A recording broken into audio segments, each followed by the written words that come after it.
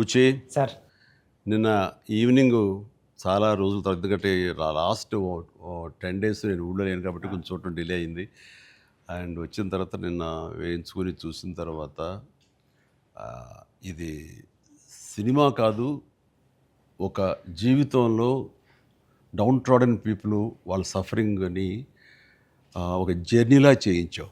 Sir. మాకు పెద్ద ప్రపంచాన్ని చూపించినట్లుగా అనిపించింది నేను చూస్తున్నంతసేపు. చూసిన తర్వాత కోలుకోవడానికి, తేరుకోవడానికి సార్. అది చాలా నిద్రలో కూడా అదే ఆలోచనలు, అదే విజువల్స్ అవి కనబడుతున్నాయి. అంటే అంత డీప్ ఇంపాక్ట్ ఇవ్వగలిగావు. అండ్ నీ ఆలోచనలు కానీ, నీ మస్తిష్కంలో నుంచి బయటకు వెలువడిన ఆ కథాంశం కానీ అంత డీప్ ఇంటూ అవర్ హార్ట్స్ అది టచ్ చేసింది. అంటే దాని ఇంటెన్సిటీ, దాని ఆ కథ ఆనెస్టీ, ఆ కథ నిజాయితీ, దాన్ని క్రియేట్ చేసిన నువ్వు కానీ, దాన్ని ప్రజెంట్ చేసినటువంటి విధానం కానీ, అండ్ ఫస్ట్ ఆఫ్ ఆల్ నీకు నేను మనస్ఫూర్తిగా నా అభినందనలు తెలియజేస్తాను. అంటే అది ఒక ఊరి సమస్యగా మొదలైన పోను పోను పోను అది యూనివర్సల్ అయిపోయింది. అది నేషనల్ లెవెల్కి వెళ్ళిపోయి మన భారతదేశం యొక్క ఆవశ్యకత ఏంటి, దాని ప్రభుత్వాలు ఈ స్పోర్ట్స్ పర్సన్స్ని ఎంకరేజ్ చేయటంలో వాళ్ళ బాధ్యత ఏంటి అని తెలియచెప్పినటువంటి ఇది. అయితే నువ్వు తీసుకున్న కథాంశం 89లో కాబట్టి నిజంగా పరిస్థితి చాలా దారుణంగా ఉండేది. నువ్వు చెప్పిన ఈ ప్రయత్నం డెఫినెట్లీ అందులోనూ ఆలోచింప చేస్తానని అనిపించింది నాకు. అది చాలా మంచి ప్రయత్నం. ఒక సోషల్ మెసేజ్, ఒక దేశానికి సంబంధించి ఒక అవేర్నెస్ కానీ, మరింత సమాయత్తం చేయటం కానీ, ఇవన్నీ కూడా ఈ సినిమా ద్వారా బాగా చెప్పావనిపించింది. అండ్ ఈ సినిమాలు ఇంకా నాకు నచ్చిన అంశాలు ఉంటే కనుక చెప్పాల్సి వస్తే నువ్వు, రామ్ చరణ్ అండ్ ఏఆర్ రెహమాన్ గారు, అలాగే లిరిక్స్ అందించినటువంటి అనంత శ్రీరామ్, అట్లాగే ఎడిటర్ నవీన్ నూలి, ఇంకా ఫైట్ మాస్టర్, స్టంట్ కోరియోగ్రాఫర్గా అనుకోవచ్చు మనం. ఈ కుస్తీలు, ఈ రెజ్లింగ్లు, వీటిని మీకు స్పెషల్గా శ్యామ్ కౌశల్ గారు అండి, విక్కీ కౌశల్ గారు. ఓకే, శ్యామ్ కౌశల్ గారు, ఆయన్ని నభాకాంత్ ఎగ్జిక్యూట్ చేసే ఫైట్ మాస్టర్గా ఆయన్ని, అండ్ జానీ మాస్టర్ కోరియోగ్రఫీ, ఇక వీటన్నిటి ఆర్ట్ డైరెక్టర్ గారు రత్నవేలు గారు, ఇలాంటి వాళ్ళందరి కలయికతోటి, వాళ్ళ ఇన్పుట్స్ తోటి అండ్ వాళ్ళ ప్రయత్నాలతోటి అత్యద్భుతంగా రూపుదిద్దుకుంది. ఇది ఒక కళాత్మకంగా వచ్చిందని చెప్పచ్చు. And it's a timely film. అండ్ చరణ్కి ఆర్టిస్టుల పరంగా వస్తే కనుక చరణ్ అయితేనేవి, జగపతి బాబు అండ్ శివరాజ్ కుమార్, ఫెంటాస్టిక్ శివరాజ్ కుమార్, బొమ్మని రాణి, అలాగే అబ్బాయి దివ్యందర్ కొత్త విలన్గా కానీ ప్రతిదీ చాలా ఫ్రెష్గా ఉన్నారు, కొత్తగా ఉంది. ప్రతి ఆర్టిస్టు చిన్నవాళ్ళు అవని, జూనియర్ ఆర్టిస్టులు అవని, బ్యాక్గ్రౌండ్ ఆర్టిస్టులు అవని, వీళ్ళందరూ కూడా ఒక రియల్గా జరుగుతుంది, ఒక ఇన్సిడెంట్, ఒక సంఘటన జరుగుతుంది, ఒక ఊరి కథ, ఒక మట్టి కథ చెప్తున్నాం అనటానికి ఆ మనుషులు కూడా మట్టి మనుషుల్లాగా రస్టిక్గా అది క్రియేట్ చేయటంలోనూ, దాన్ని తెరకెక్కించడంలోనూ నువ్వు, నీతో పాటు నీ టీం మెంబర్స్ అందరూ, నీ క్రూ కానీ, క్యాస్ట్ కానీ అందరూ చాలా బాగా చేయగలిగారు. ఇవన్నీ చేయటానికి వెనకాల వెన్నెముకలా నిలబడ్డ వ్యక్తి సతీష్ కిలార్ గారు. ఆయన దేనికి నెరవలేదు. ఇదివరకంత గతంలో అన్ని సినిమాలకి ఆయన కొంచెం పరోక్షంగా వెనకుండా నడిపించేవాళ్ళు. ఇప్పుడు తెర ముందుకు వచ్చారు బాహాటంగా ప్రొడ్యూసర్గా. కాబట్టి ఆయన ప్రయత్నం కానీ, ఆయన గుండె ధైర్యం కానీ, దీన్ని నీ మీద పెట్టుకున్న నమ్మకం కానీ, కంటెంట్ మీద ఆయనకు ఉన్నటువంటి విశ్వాసం కానీ, ఇవన్నీ కూడా ఈరోజు సఫలీకృతం అయినాయి. అండ్ అవ్వటానికి మీరు అందరూ ఎంత ప్రయత్నాలు చేసినా సరే తెర మీద కనిపించడానికి రామ్ చరణ్ ఎలా చేస్తాడు అనే దాని మీద ఉంటుంది కదా. మీరు అందరూ బాగా నటించాడని నిన్న వాళ్ళ అమ్మ అంటుంది. బాగా నటించాడు అన్నది కరెక్ట్ సర్టిఫికేట్ కాదు రేఖ, కరెక్ట్ మాట కాదు. జీవించాడు అని అనాలి. నాకు ఆ పాత్రలు ఒదిగిపోయాడు అని నాకు అనిపిస్తుంది. నేను యాక్టర్ నాకు తెలుసు. అవతల క్యారెక్టరు ఏడుస్తూ మనల్ని ఏడిపిస్తే కనుక అది నటన. వాడు ఏడవకుండా కళ్ళల్లో ఆ భావం పలుకుతూ చూసే ప్రేక్షకులు ఏడిపించాడంటే వాడు జీవించినట్లు. నేను అక్కడ ఒక క్యారెక్టర్ చూస్తున్నాను తప్ప చరణ్ని చూడలేదు. పెద్ది కనపడుతున్నాను అక్కడ. పెద్ది తను ఏడవకుండా తన భావోద్వేగాల్ని కళ్ళ ద్వారా చూపిస్తున్నాడు తప్ప ముఖవళికల ద్వారా, మజిల్స్ ద్వారా చూపించట్లేదు. అది చరణ్ స్పెషాలిటీ. అందుకని మనం ఎక్కువ ఇన్వాల్వ్ అయిపోతారు. ఏం నటించాడు అనొచ్చు, చాలా గొప్ప గొప్ప నటులు ఉండొచ్చు, వాళ్ళ సిస్టమ్ వాళ్ళ విధానాలు చేయొచ్చు. కానీ భావోద్వేగాల్ని లోపల ఫీల్ అవుతావు, ఫీలింగ్ని మునిపంట నొక్కి పట్టి ఎక్స్ప్రెస్ చేస్తూ ఆ కళ్ళ ద్వారా పలికించడం, అది చూసి మనకి అరే నువ్వు ఏడిస్తే బాగుంటుందిరా అనొచ్చు, కానీ మనకి గుండె పిండేస్తుంది. మనం ఏడలేని సిచ్యువేషన్స్, కానీ ఏడిస్తే బాగుంటుంది అనిపిస్తుంది. ఇట్లాగా టోటల్గా అరెస్ట్ చేసేసి తను చూపించిన విధానం, ఎస్పెషల్లీ అప్పల్ సూరి మరణం దగ్గర నుంచి తన మోటివేట్ అయిన ఇది నుంచి ఇంకా సినిమా గ్రిప్పింగ్ వెళ్ళింది, అవును సార్. ఇంకా డీవియేషన్ లేదు. అవును. అది చాలా చక్కగా పరిపూర్ణంగా సఫలీకృతమైనట్లు. అది అక్కడ తను చాలా బాగా ప్రజెంట్ చేశాడు, పెర్ఫామ్ చేశాడు. ఎక్సలెంట్. అంటే నా బిడ్డ కాబట్టి ఇంకా ఎక్కువగా చెప్పాలని అనిపించిన కొంచెం అడుచుకుంటూ మాటలు వెతుక్కుంటూ పొందిగ్గా మాట్లాడుతాను, కానీ అది నీలాంటి చూశాడు కాబట్టి నువ్వు చెప్పాలి. సార్ మీరు మాట్లాడగలదు సార్, ఎందుకంటే సార్ ఇప్పుడు ప్రపంచం అంతా మాట్లాడుతుంది సార్ చరణ్ సార్ పర్ఫార్మెన్స్. పెద్ద అంటే చరణ్ సార్ అంటే పెద్ద. ఎందుకంటే సార్ ఈరోజు అందరూ ముత్త కంఠంతో అనేది ఒకటి సార్, ఏంటంటే ఏం పెర్ఫామ్ చేశారు అందరూ చిరంజీవి అంటున్నారు సార్. చిరంజీవి అండి సార్. హాస్పిటల్ సీన్లో చరణ్ సార్ పర్ఫార్మెన్స్ అంటే మీరు అన్నారు చూసారా, అంటే ఆయన ఫేస్లో బాధ ఉంటుందండి, కానీ మనకి ఆడియన్కి మాత్రం గుండె మెలిపెట్టేసినట్టు. నేను చరణ్ గారు అందరూ మనం ఐమాక్స్కి వెళ్ళాం సార్. ఐమాక్స్కి వెళ్తే మొత్తం థియేటర్లో సీట్లో ఉన్న వాళ్ళందరూ బ్యాగ్ తిరిగి ఇలా బెండ్ చేసి నీస్ మీద అన్నా నీకు నేషనల్ అవార్డు అన్నా అని అరిసారండి. ఈ ఇంట్లో చరణ్ గారి పెర్ఫార్మెన్స్కి నేషనల్ అవార్డు వచ్చంటే నాకు అంతకన్నా హ్యాపీ ఉంటుంది సార్.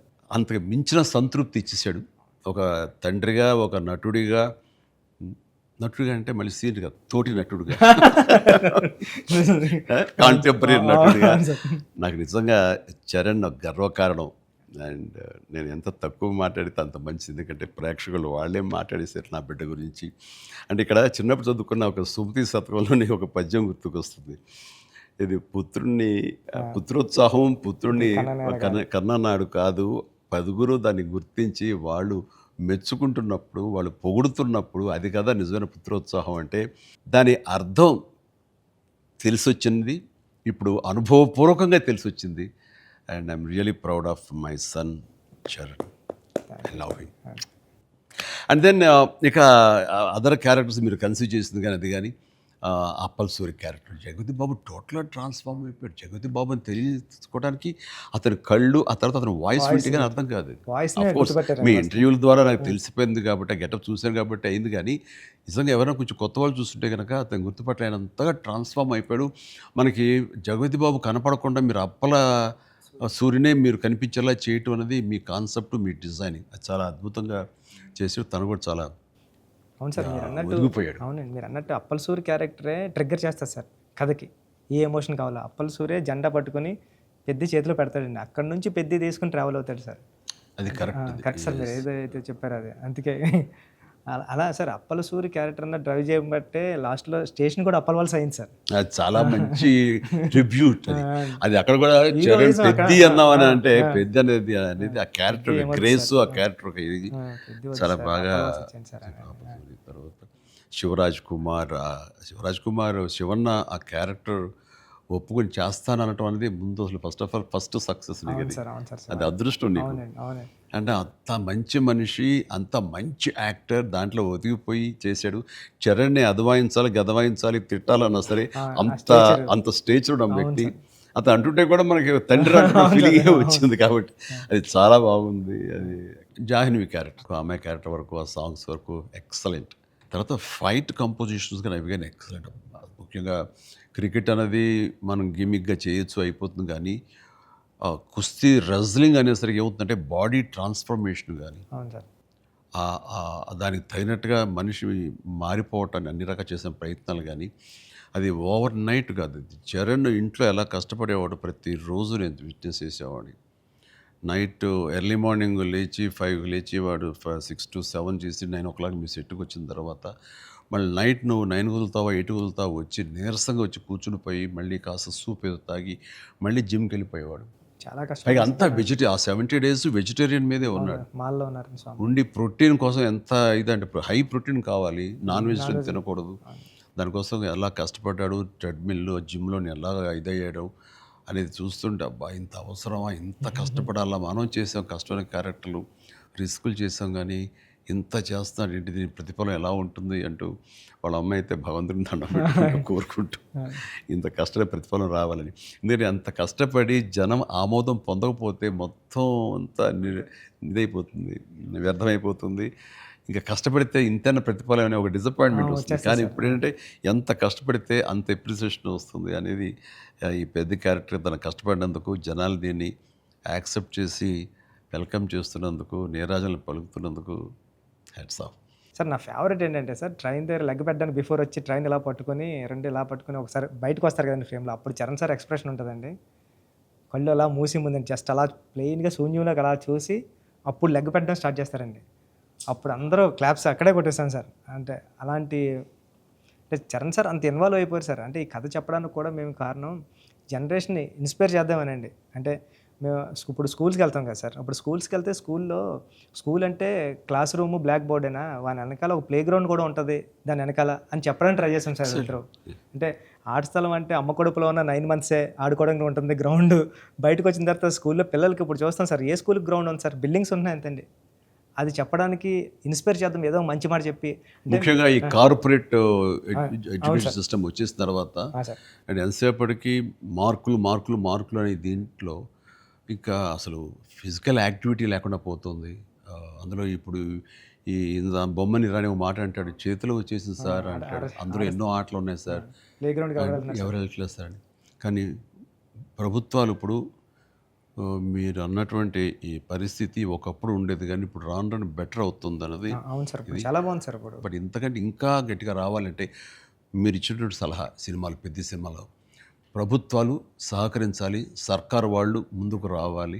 కాబట్టి ఈ సినిమా ఒక అవేర్నెస్ తీస్తుంది, ఒక ఎడ్యుకేషనల్ ఫిలిం పెద్ది, ఒక ఇన్స్పైరింగ్ కంటెంట్ ఉన్న సినిమా పెద్ది.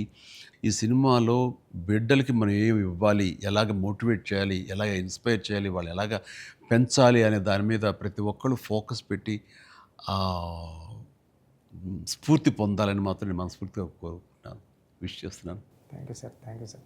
నేను సినిమా చూస్తూ ఏఆర్ రెహమాన్ గారి కంట్రిబ్యూషన్ ఎలా ఉందని చూడటంలో సౌండ్ని పెర్ఫెక్ట్గా వాడుకుంటారండి. అంటే ఆర్ఆర్ అంటే ఓన్లీ ఇంకా ఊకదంపుడు కొట్టేసి, ఎలివేషన్స్ కొట్టేసి ఆ రకంగా కొంచెం ఒరవడి ఇప్పుడు కొనసాగుతున్నా కొన్ని చోట చెల్లుతుంది.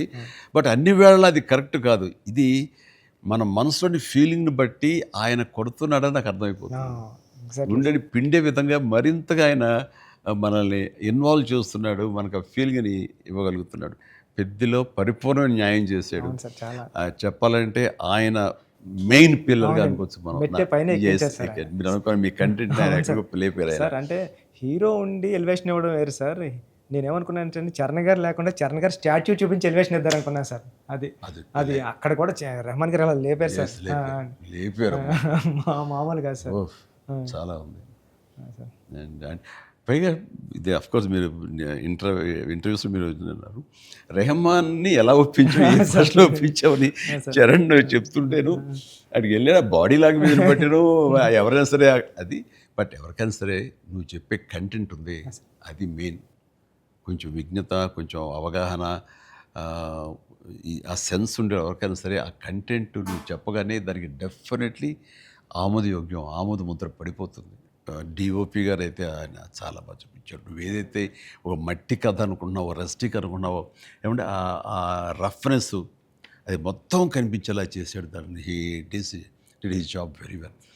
అండ్ తర్వాత ఇంకా మీ నవీన్ గారు అయితే టీజర్ దగ్గర నుంచి ట్రైలర్ దగ్గర నుంచి ఆగలేక ట్రైలర్ కూడా నేను దాన్ని చెప్పేశాను ముందు, అద్భుతంగా ఈయన కటింగ్. తర్వాత నాకు బాగా నచ్చింది ఆ డిజాల్వ్ అయ్యి వస్తుంది క్రికెట్ దగ్గర నుంచి రెజ్లింగ్కి.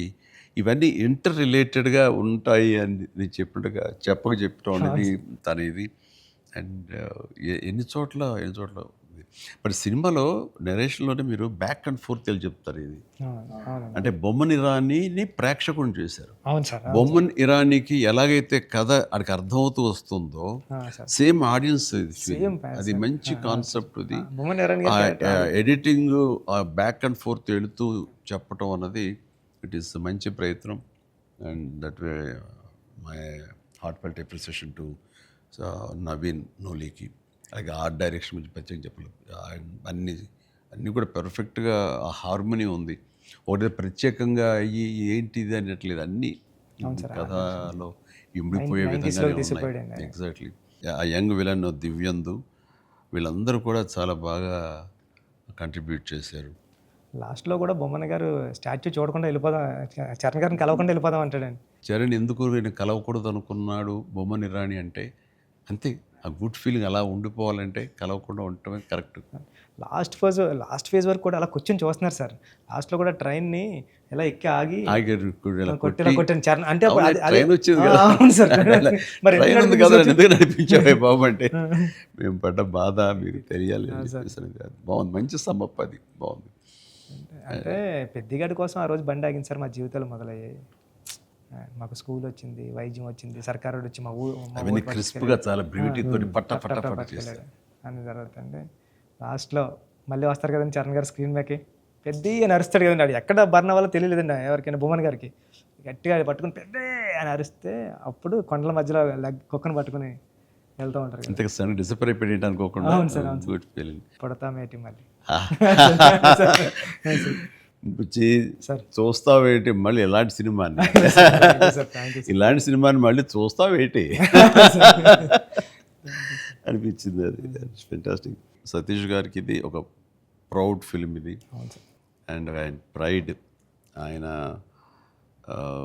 ఇంకా తర్వాత బోర్డు సినిమాలు తీయచ్చేమో కానీ ఇది ఇచ్చేటటువంటి సాటిస్ఫాక్షన్, ఇది ఇచ్చే గుర్తింపు, ఇది ఇచ్చిన రెస్పెక్ట్ కానీ అది సతీష్ గారు యూ డిజర్వ్ దిస్. అండ్ దీని వెనకాల మీ సపోర్ట్, మీ ఇలాంటి సినిమా తీసినందుకు నాకు కూడా చాలా ప్రౌడ్. సార్ మీరు ఒప్పిన టైంలో చెప్పారు సార్ నాకు, డబ్బులు ఎలాగైనా వస్తే రెస్పెక్ట్ సంపాదించి ఫస్ట్ అని. ఈయన డబ్బులు ఎలాగైనా సంపాదించుకుంటారు. ఆయన ఉన్నటువంటి కన్స్ట్రక్షన్ అయితేనే, అనుకున్నటువంటి డిజిటల్ ఐటీ వలన అయితేనే. కానీ ఈ సినిమా ద్వారా గుర్తింపు, ఒక రెస్పెక్ట్ వచ్చింది. అది ఈయన ఫుల్గా ఎంజాయ్ చేస్తున్నారు. బికాజ్ ఆయన సపోర్ట్ ఈ సినిమాకి అంతగా ఇచ్చారు. నువ్వు అనుకున్నవన్నీ కూడా ఆయన నీకు అమర్చారు. ఈయన పూర్తి న్యాయం చేశారు ఆయన.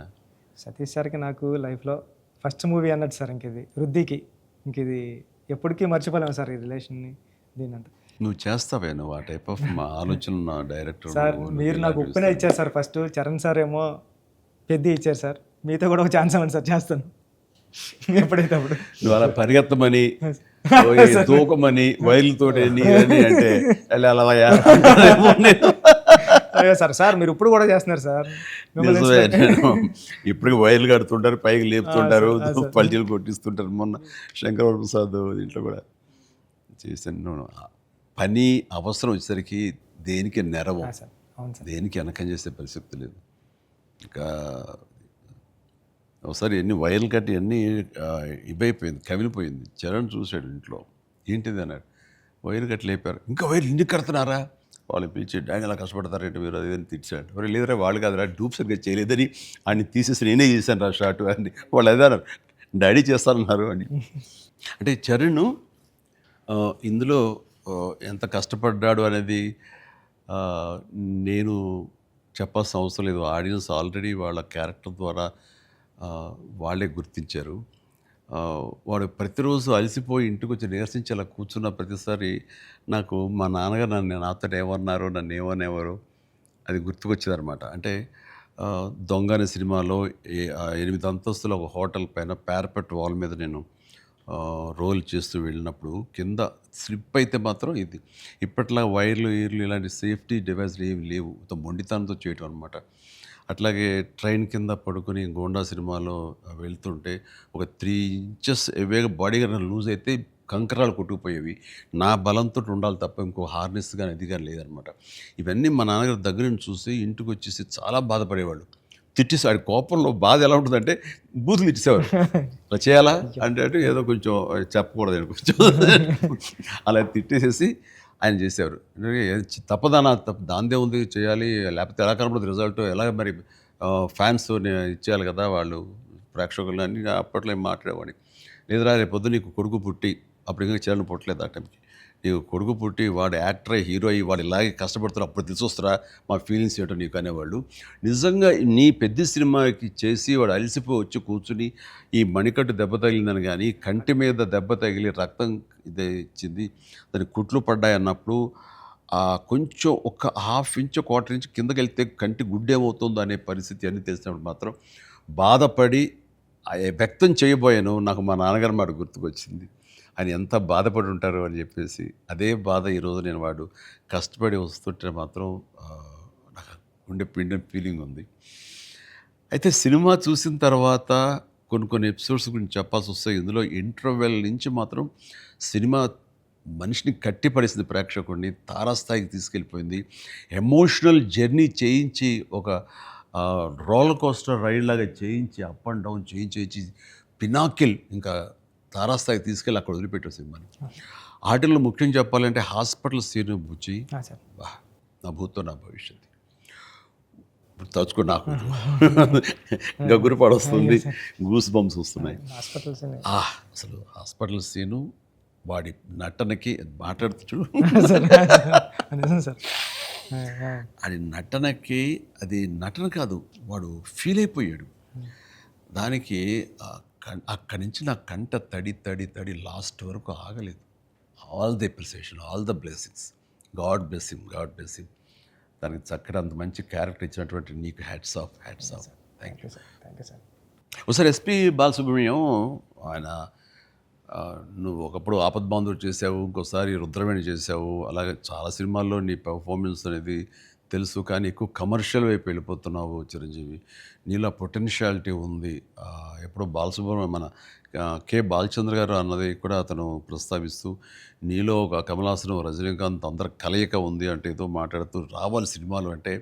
అలాంటి కంటెంట్ తోటి మనవాళ్ళు వస్తే కనుక ఎందుకు చేయను, చేసే కెపాసిటీ ఉంది, చేయగలను నమ్మకం నాకు ఉంది, రావాలి అంటే.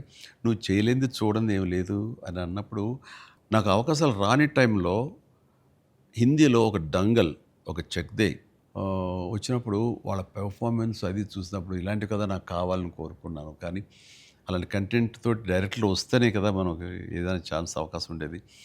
అలాంటి వచ్చినప్పుడు ఆ సినిమాకి ఇప్పుడు ఈ సినిమా కూడా అలాంటి స్పోర్ట్స్ నేపథ్యంలోనే వచ్చింది. ఆ సినిమాల్లో దంగల్ తీసుకుందాం, అది ఫ్యామిలీ ఎమోషన్ అది.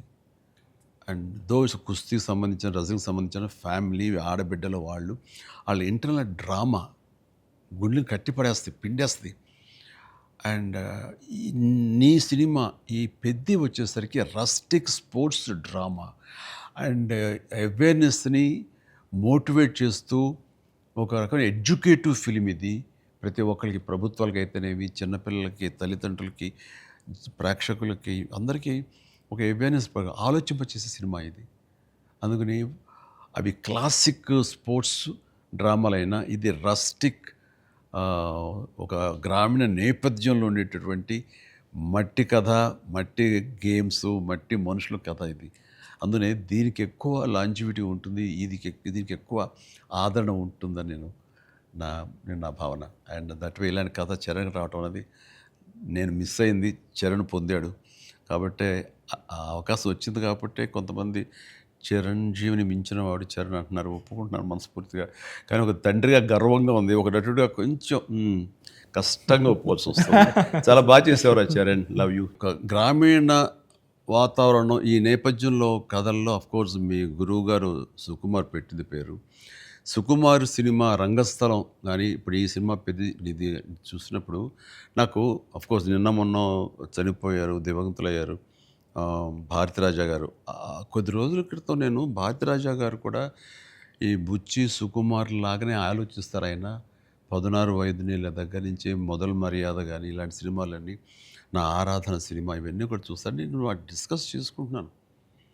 ఆ 2 డేస్లోనే నిన్న మొన్న ఆయన చనిపోయారని తెలిసినంత ఇది డ్యూ రెస్పెక్ట్ ఆయనకి మనస్ఫూర్తిగా మనం ఆయన ఆత్మశాంతి చేకూరాలని ఈ సందర్భంగా కోరుకుంటున్నాను. అండ్ ఆయన ప్రస్తావన ఎందుకు వచ్చిందంటే అలాంటి సినిమాలకు ఆయన పెట్టింది పేరు. అదే రొమాంటిక్ సినిమాలు అవని, లేకపోతే drama Avani, family drama Avani. And very good. ఆయన గ్రౌండెడ్. అలాగా మళ్ళీ సుకుమార్ గారు, మీరు మన తెలుగులో అంత గ్రౌండెడ్ ఫిల్మ్స్ తీస్తుంటారు. మీ ఆలోచన అవి కానీ రస్టిక్గా ఉంటాయి, రూరల్గా ఉంటాయి, గ్రామీణానికి సంబంధించినవి ఉంటాయి. అట్లాగా ఆయన ఆ, ఈ ఈ ఇందులో మనస్ఫూర్తిగా నేను ఇలాంటి ఒక శిష్యుడికి ఇన్స్పైర్ చేసి ఇలాంటి మంచి కథ ఎన్నుకోవడానికి, ఆలోచించుకోవడానికి ఒక కథకుడుగా, ఒక డైరెక్టర్గా ఆ, నువ్వు అతనితో అసోసియేట్ అయ్యి నువ్వు నేర్చుకున్నందుకు, నేను ఇన్స్పైర్ చేసేందుకు, నీలాంటి వ్యక్తిని ఈ పెద్ద ద్వారా మాకు ఇచ్చినందుకు అండ్ మనస్ఫూర్తిగా నీ సందర్భంగా సుకుమార్కి నేను నా అభినందనలు తెలియజేయాలి. సుకుమార్, ఒక మెట్లో మాణిక్యాన్ని ఇచ్చావు. Thank you so much. Thank you sir.